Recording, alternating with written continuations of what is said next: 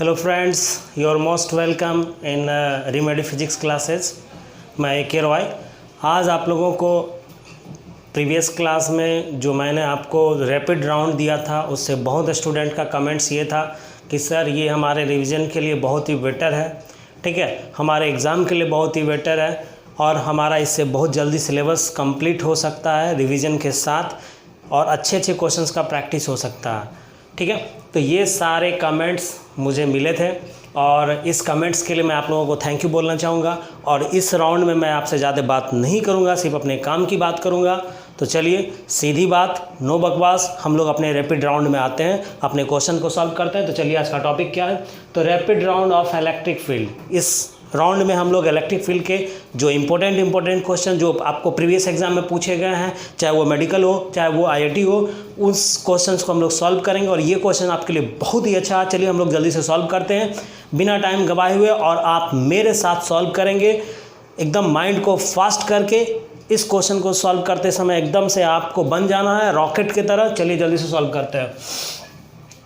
तो पहला क्वेश्चन से आपको A dipole of dipole moment P is placed in a uniform electric field, ठीक है। एक डायपोल को मैंने क्या किया है कि एक डायपोल को डायपोल मोमेंट उसका P है, उसको हमने इलेक्ट्रिक फील्ड में हमने क्या किया, प्लेस कर दिया। तो पूछ रहा है आपको the torque acting on it is given by. तो टॉर्क कैसे निकलता है, तो टॉर्क के लिए अगर हम लोग इलेक्ट्रिक फील्ड की बात करेंगे, इलेक्ट्रिक डायपोल को किसी इलेक्ट्रिक फील्ड में अगर हम प्लेस करते हैं तो वहाँ से टॉर्क जो हमारा निकलता है, टॉ बराबर क्या होता है, क्योंकि टॉर्क हमारा कौन सा क्वांटिटी होता है, वेक्टर क्वांटिटी होता है। वेक्टर को हम लोग किससे इससे एक्सप्रेस करेंगे, इसलिए हमारा कौन सा आंसर होगा, ये हमारा बी वाला आंसर होगा। तो आपका 1 का भी आपका कंप्लीट है। सेकंड में कह रहा है particle of mass m and charge q is placed at rest in a uniform electric field E and then released, ठीक है, the kinetic energy attend by the particle after moving a distance y। कह रहा है कि एक particle है जिसका मास m है, उस पर चार्ज कितना है, q है। उसको मैंने क्या किया है कि एक इलेक्ट्रिक फील्ड में हम लोग क्या किया, उसको रख दिए और जब उसको हम लोग रिलीज करते हैं तो उस पर कितना काइनेटिक एनर्जी होगा, ठीक है, उस चार्ज पार्टिकल में कितना काइनेटिक एनर्जी होगा वो निकालने के लिए। तो फटाक से हम लोग लिखेंगे 2 नंबर क्वेश्चन आपका है। 2 नंबर क्वेश्चन में आपको बोला निकालने के लिए, ठीक है, क्या निकालने के लिए, एनर्जी निकालने के लिए। तो वर्क डन बराबर हमारा क्या होता है, आप जल्दी से देखेंगे, फोर्स इंटू क्या होता है, डिस्टेंस होता है। चूँकि जितना हमारा वर्क डन होगा वही हमारा क्या होगा, एनर्जी होगा। तो यहाँ से अगर फोर्स की बात करेंगे इलेक्ट्रिक फील्ड के केस में, आपको पता है कि फोर्स का वैल्यू क्या होता है, चूँकि E बराबर हमारा क्या होता है, electric field force per unit charge होता है। यहाँ से अगर हम F की बात करेंगे तो F हमारा क्या हो जाएगा, QE हो जाएगा, ठीक है।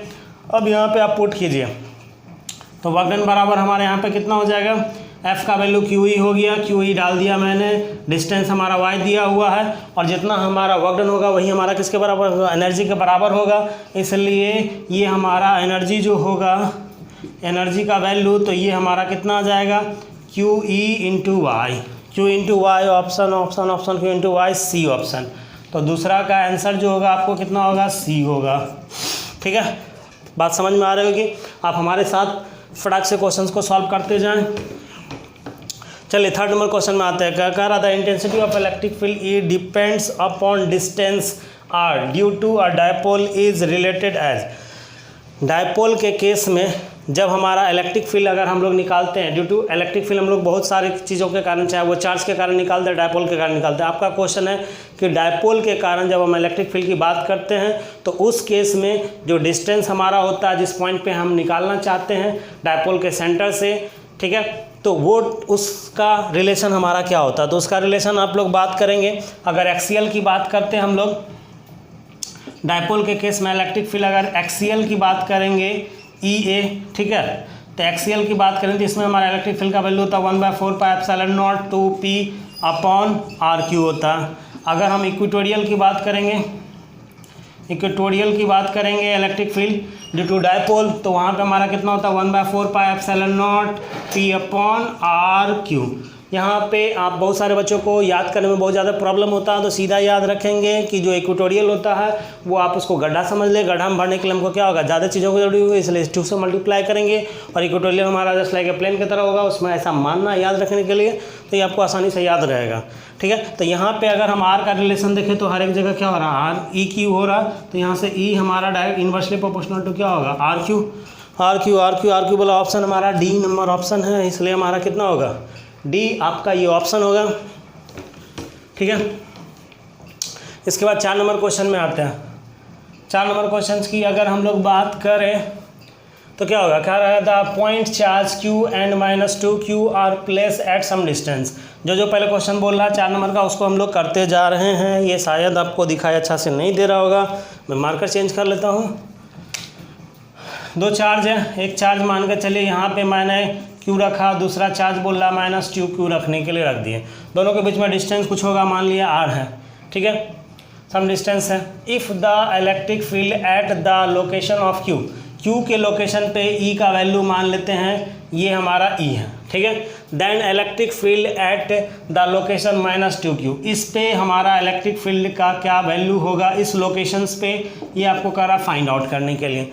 तो एक बात आप हमेशा समझेंगे कि कहीं पे भी अगर 2 चार्ज को पार्टिकुलरली हमको दिया जा रहा है तो इलेक्ट्रिक फील्ड खुद के कारण जो होगा उसको हम लोग मेजर कर नहीं सकते हैं। किसी अदर के कारण, अदर के फील्ड में जा कर के अगर हम किसी चार्ज को ले जाएं तो उस तरह से हम उसको मेजर करते हैं, ये आपको पहले से पता होगा।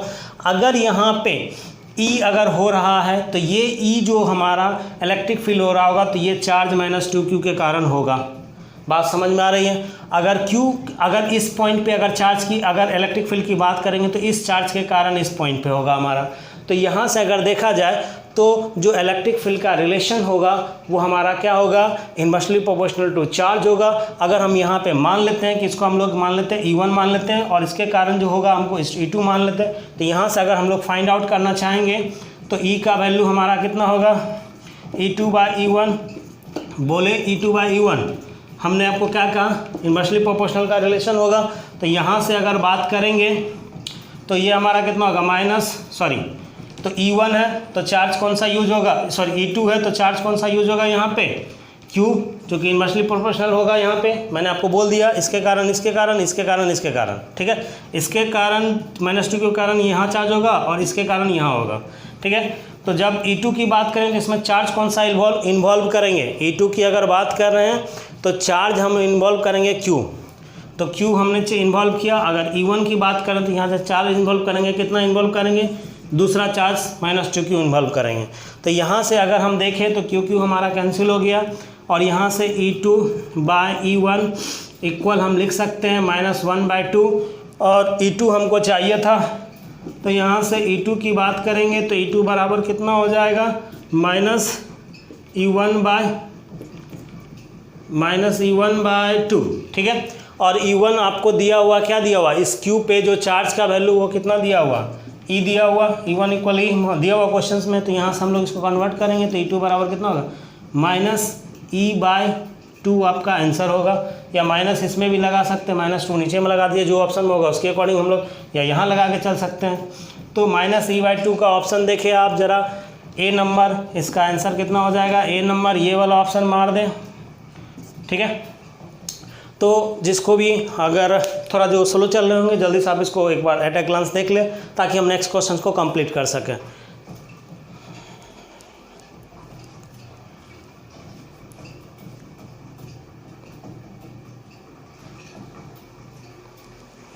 उम्मीद करते हैं कि आप सभी लोग इससे पहले वाले सारे क्वेश्चंस को समझ लिए होंगे। तो चलिए फटाक से हम लोग इसके नेक्स्ट क्वेश्चन को सॉल्व करते हैं। ठीक है, और यहाँ मैंने आपको पहले ही बताया कि आपको अपने माइंड को काफ़ी फास्ट में लेके चलना होगा।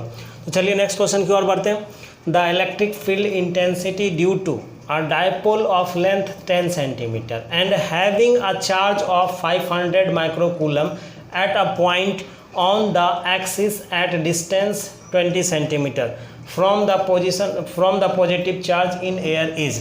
कह रहा है कि एक डायपोल है। ठीक है, क्वेश्चंस के अकॉर्डिंग हम लोग पढ़ते जाते हैं, बनाते जाते हैं। ठीक है, 5 नंबर आपका क्वेश्चंस रहा, एक डायपोल है। तो ये रहा, मैंने एक एयर में क्या किया, मैंने डायपोल बना दिया और चार्ज कितना दिया हुआ, मान लेते हैं ये Q -Q होगा, ये +Q होगा। दोनों का वैल्यू हमारा कितना होगा, 500 माइक्रोकूलम दिया हुआ है। ठीक है, अगेन आपको इसका लेंथ कितना दिया हुआ, इसका लेंथ दिया हुआ आपको मान लेते हैं ये 10 सेंटीमीटर दिया हुआ, माना नहीं 10 सेंटीमीटर। ठीक है, यहाँ इसका मान लेते हैं सेंटर है तो इसके बीच का कितना होगा, 5 सेंटीमीटर हो जाएगा। और इससे कह रहा है कि इसके सेंटर से कहाँ, 20 सेंटीमीटर पे हमको कहाँ, पॉजिटिव चार्ज से हमको 20 सेंटीमीटर जाना है। पॉजिटिव चार्ज से ये मैंने 20 सेंटीमीटर का डिस्टेंस ले लिया, ठीक है, from the positive charge in air. तो आपको क्या करा निकालने के लिए, electric field intensity due to a dipole of length इतना सेंटीमीटर। तो एक डायपोल है, इस डायपोल के पॉजिटिव चार्ज से मुझे 20 सेंटीमीटर के डिस्टेंस पे क्या निकालना, यहाँ पे इलेक्ट्रिक फील्ड इंटेंसिटी का वैल्यू निकालना। क्या निकालना आपको, इलेक्ट्रिक फील्ड इंटेंसिटी का वैल्यू निकालना। तो ये आपको 20 सेंटीमीटर का डिस्टेंस आपको क्वेश्चन में दिया हुआ, ठीक है। तो आपको ऑलरेडी एक बात पता होगा कि हम लोग कभी भी डायपोल का जो भी क्वेश्चन बनाते हैं हमेशा डिस्टेंस जो मेजर करते हैं, फाइनल डिस्टेंस जो मेजर करते हैं वो हमेशा डायपोल के सेंटर से। तो अब इसकी अगर बात करेंगे तो ये डिस्टेंस हमको यहाँ से मेजर करना होगा, जिसको कि हम लोग x बोलेंगे। x बराबर कितना हो जाएगा 20 और प्लस ये कितना होगा 10 है, तो ये इसके बीच का कितना हो जाएगा, ये डिस्टेंस आपको 5 सेंटीमीटर हो जाएगा। तो ये आपको हो जाएगा 20 + 5 कितना हो जाएगा 25 सेंटीमीटर का ये डिस्टेंस आपको हो गया, ठीक है। इस डिस्टेंस को लेके चलेंगे और इधर वाले पार्ट को हम मान लेंगे कि ये हमारा क्या ए है, ठीक है। चूँकि डायपोल का लेंथ अगर आप यहाँ से लेना चाहते हैं, चूँकि ये रैपिड राउंड है, मैं ज़्यादा मैं आपको एक्सप्लेनेशन ना करके चलूँगा, शॉर्ट में लेकर के चलूँगा और आप इसी तरह से बनाएंगे, पूरा टर्म नहीं लिखना है। तो यहाँ से अब हम इस केस में एक्सियल के केस में, डायपोल के एक्सियल के केस में जो फार्मूला होता है उस फार्मूला का हम लोग डायरेक्ट यूज करेंगे और वैल्यू पुट करेंगे। तो इस केस में ई एक्सियल की बात करेंगे, ई एक्सियल की बात करेंगे तो यहाँ से कितना होगा 1/4 पाई एप्सिलॉन नॉट, ठीक है। और उसके बाद फिर कितना होगा 2 यहाँ से Q × 2x, सॉरी P ना, P × 2x बाय ये क्या होगा x² - a² का होल स्क्वायर। ये फार्मूला होता है हमारा किसके, एक्सियल के केस में। जब हम डायपोल के केस में जब हम क्या करते हैं, क्या निकालते हैं, जब हम इलेक्ट्रिक फील्ड इंटेंसिटी निकालते हैं या इलेक्ट्रिक फील्ड निकालते हैं। तो अब यहाँ से अगर हम लोग लेके चलेंगे तो अब इसका वैल्यू डायरेक्टली हम पुट कर रहे हैं। तो यहाँ से E इक्वल हमारा क्या वैल्यू आ जाएगा, ये आपको आ जाएगा 9 × 10⁻⁹। इसका वैल्यू मैंने पुट कर दिया। P की डायपोल की बात कर रहे हैं तो डायपोल कितना होगा 500 कूलम इंटू डिस्टेंस कितना 10। तो इसको अगर हम यहाँ से सॉल्व कर लेते हैं, थोड़ा सा यहाँ लेके चलते हैं, तो P की बात करेंगे तो P हमारा कितना हो जाएगा 2a इंटू कितना होता है Q होता है। तो यहाँ से ये 10 दिया हुआ तो ये कितना होगा 0.1 इंटू 500 माइक्रोकूलम को 10⁻⁶। यहाँ से अगर कैलकुलेट करेंगे तो ये 10, ये हमारा गया और ये कितना हो रहा 1 0 इसका गया और यहाँ से कितना हो सका 5 1 0 और इसका ख़त्म कर देंगे तो 5 × 10⁵ हो जाएगा। 5 × 10⁻⁻5 मैंने लिख दिया, ठीक है। P का वैल्यू 2 रहने देते हैं। इसके बाद फिर x की वैल्यू आपको कितना हो जाएगा, x ये टोटल, तो ये कितना हो जाएगा, ये जल्दी से आप लिखेंगे,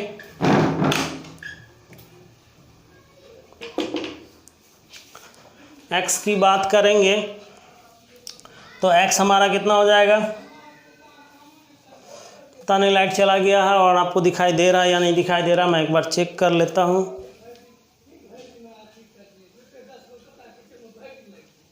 दिखाई दे रहा, काम चल सकता हम लोगों का, ठीक है। तो यहाँ से अगर हम बात करेंगे तो यहाँ से हम लोग इसको निकाल सकते हैं। तो ये भाई इतना हो गया और इसका वैल्यू हम लोग लिखना चाहते हैं तो x का वैल्यू कितना हो जाएगा 0.25। इसको मीटर में कन्वर्ट मैंने कर दिया है। अब इसको नीचे में अगर सॉल्व करके चलेंगे, नीचे में सॉल्व करके x² - a² है तो x का वैल्यू 0.25 का होल स्क्वायर माइनस 0.05 का होल स्क्वायर, ठीक है। इसको अगर आप सॉल्व करेंगे तो a + b × -b के फॉर्म में सॉल्व कीजिए तो ये कितना हो जाएगा, ये 25 34, ठीक है, और 30 और ये कितना हो जाएगा 20, तो कितना होगा 6 हो जाएगा। और इसको ऊपर का आप राइट कर चुके होंगे, ठीक है। तो यहाँ से अगर हम बात करेंगे अब तो ये हमारा E का वैल्यू हमारा कितना हो जाएगा, E का वैल्यू हो जाएगा 9 × 10⁹ और ये 5 10 हो जाएगा। तो एक आपका ये यहाँ ये पॉइंट है तो 2 0 इसका हो गया, ठीक है। 2 0 इसका 2, इसको अगर करेंगे तो ये 10 होगा तो ये यहाँ पे कितना हो जाएगा 10 और 10 और इसके बाद इसका दो जीरो ख़त्म हो जाएगा, 2 जीरो ख़त्म हो जाएगा, तो ये कितना हो जाएगा पावर, अच्छा इसको हम लोग लिख लेते हैं, ऐसा लिख लेते हैं 9 × 10⁻⁹ इसको, लेकिन आप कम कीजिएगा तो ये कितना होगा 0.5, तो यहाँ से कितना होगा, यहाँ से आप ख़त्म कीजिए तो ये कितना हो जाएगा 7 × कितना होगा 25, ऐसे लिखें। और फिर ये कितना होगा 10 और 10 का एक ख़त्म कर देते हैं, ये ख़त्म कर देते हैं, तो ये कितना हो जाएगा 4 × 10⁻⁻4। तो ये सिंपली अगर यहाँ से बात करेंगे तो ये हमारा कितना हो जाएगा, ये 3 हो जाएगा, ठीक है, पूर्ण रूप से। तो 9 × 10 इतना 25। अब इसके बाद अगर बात करेंगे तो ये मैंने आपको कहा था इसका ये प्लस बी के हॉल पे तोड़ेंगे तो ये कितना हो जाएगा 30, 0.30 और 0.20, इसको कैलकुलेट करेंगे कितना होगा 6, और 6 उसके बाद इसका स्क्वायर करेंगे 36 और फिर ये क्या होगा माइनस के पावर फॉर्म आएगा और ये माइनस स्क्वायर, तो ये हो गया आपको 6 × 10⁻⁻2 का होल स्क्वायर। इसको अगर सॉल्व करेंगे तो ये कितना हो जाएगा 25 × 225 और 10 कितना होगा 3 बाय 36 × 10⁻⁻4। इसको हम काट देंगे तो ये कितना होगा 6.25 बार में ये कैंसिल आउट, ठीक है, और ये माइनस ऊपर चला जाएगा प्लस हो जाएगा, तो ये बराबर हमारा फाइनली कितना आ गया 6.25 × 10⁻7 न्यूटन पर कूलम। हमारा ये क्वेश्चन बन गया। ये काफ़ी, मैं इसलिए एक टर्म को भी थोड़ा बहुत फास्ट में लेके चल रहा हूँ ताकि आपको पूरा का पूरा समझ में आए, जो नहीं समझेंगे उसका आसानी से रिवीजन हो सके। डायरेक्टली ABCD करने से आपका कोई कॉन्सेप्ट क्लियर नहीं होगा, ठीक है। तो यहाँ से इसलिए अब ऑप्शन में आए 6.25 × 10, ये हमारा B 5 का कितना होगा B हो जाएगा, ठीक है। अब हम लोग चलते हैं नेक्स्ट क्वेश्चन की तरफ चलते हैं। नेक्स्ट क्वेश्चन आपका क्या बोल रहा है, तो नेक्स्ट क्वेश्चन में आपको दिया जा रहा है कितना ABC is an equilateral triangle charge plus Q are placed at each corner, the electric intensity at O will be. तो आपको कह रहा है कि ये तीनों चार्ज है, इस तीनों चार्ज के कारण इस सेंटर पे निकालने के लिए, तो मैं आपको सिंपली इसका बना देता हूँ, आप इसी तरह से बनाएंगे। चाहे फोर्स भी बोलेगा निकालने के लिए तो भी आपको इसी तरह से निकालना है, इलेक्ट्रिक फील्ड बोलेगा निकालने के लिए तो भी इसी तरह से निकालना है। ये रहा आपका इस तरह से, यहाँ भी Q है, यहाँ भी Q है, यहाँ भी Q चार्ज है। तो ये चार्ज क्या करेगा, इस चार्ज के कारण चूँकि यहाँ पे हमें निकालना, तो ये चार्ज इसको इधर के तरफ रिपेल करेगा। मान लेते हैं इसको F1 मान लिए, ठीक है, क्योंकि जहाँ पे जिस पॉइंट पे हमको बोलेगा निकालने को वहाँ पे टेस्ट चार्ज कंसीडर करेंगे। तो इस चार्ज के कारण इस पर कितना इलेक्ट्रिक फील्ड लग रहा है ना, तो इसलिए E1 हम बोल देते हैं, ठीक है। और इस चार्ज के कारण यहाँ पे ये हमारा रहा E2, और इसके कारण हम करेंगे तो ये भी हमारा कितना रहेगा, ये हमारा E1 हो गया, E2 हो गया, मान लेते ये E3 हो गया, ठीक है। तो अब यहाँ से अगर बात करेंगे तो ये हमारा क्या होगा, वेक्टर फॉर्म के अकॉर्डिंग नेट रिजल्टेंट हमारा क्या होगा, इसका ये होगा E। तो अब अगर बात करेंगे तो इस पॉइंट पे हमारा मेन 2 बचेगा, तो ये हमारा मेन 2 बचेगा, तो ये हमारा E अगर बात करेंगे E नेट की बात करेंगे तो E नेट बराबर E माइनस E1 होगा।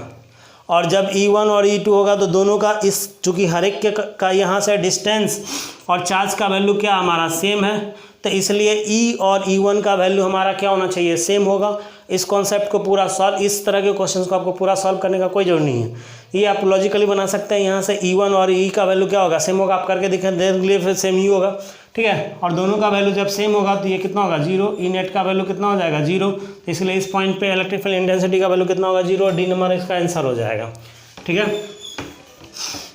अब हम लोग चलते हैं 7 नंबर। कह रहा है कि equal charge Q is are placed the vertices A and B of an equilateral triangle ABC, ठीक है। The magnitude of electric field intensity at C। तो सिंपल सी बात है, आपको क्वेश्चन इस तरह से दिया गया है, ठीक है। क्वेश्चन आपको इस तरह से दिया गया है, मान लेते हैं कि ये हमारा A है, ये B है और ये C है। इस पॉइंट पे आपको बोल रहा है इलेक्ट्रिक फील्ड इंटेंसिटी का वैल्यू निकालने के लिए। तो अगर हम इस यहाँ पे ये चार्ज है, ये चार्ज है, ये चार्ज है, तो इस पॉइंट पर अगर निकालना चाहेंगे तो इसके कारण इलेक्ट्रिक फील्ड इंटेंसिटी हमारा मान लेते हैं E1 इधर है और E2 क्या होगा हमारा इस साइड होगा। और नेट इलेक्ट्रिक फील्ड की बात करेंगे तो नेट इलेक्ट्रिक फील्ड हमारा कितना होगा E, ठीक है। तो इस और ये हमारा चूंकि इक्विलैटरल ट्रायंगल है तो ये हमारा कितना होगा 60 डिग्री होगा, और 60 डिग्री होता है ई के साथ में अगर हम एंगल लेना चाहेंगे तो ई के साथ में जो एंगल होगा हमारा कितना होगा, ये 60 है तो पूरा एंगल E2 और E1 के बीच का एंगल 60, तो इसके बीच का एंगल कितना हो जाएगा 30 डिग्री हो जाएगा। अब यहाँ से सिंपली जो हम लोग कॉन्सेप्ट जानते हैं, जब इसका रिजल्टेंट का अगर बात करेंगे तो रिजल्टेंट के केस में हमारा क्या होगा, इसको मान लेते हैं E1 किसी भी इससे या इससे किसी से ले सकते हैं, तो कितना होगा E1 इंटू cos 30 डिग्री। ठीक है, अब यहाँ से अगर बात करेंगे तो E1 का वैल्यू कितना होगा 1/4 पाई एप्सिलॉन नॉट, और ये क्या होगा Q बाय कितना होगा R स्क्वायर। इसके बीच का क्या मान है, साइड क्या दिया हुआ, A दिया हुआ, शायद